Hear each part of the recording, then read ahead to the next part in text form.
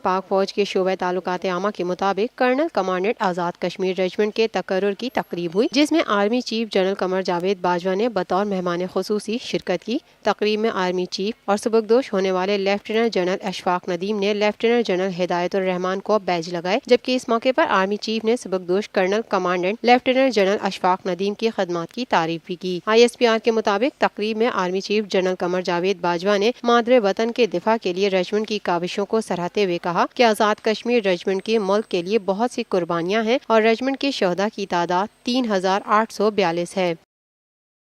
ये है TNN TV। देखते रहिए ताज़ा तरीन खबरें और एक्सक्लूसिव रिपोर्ट्स।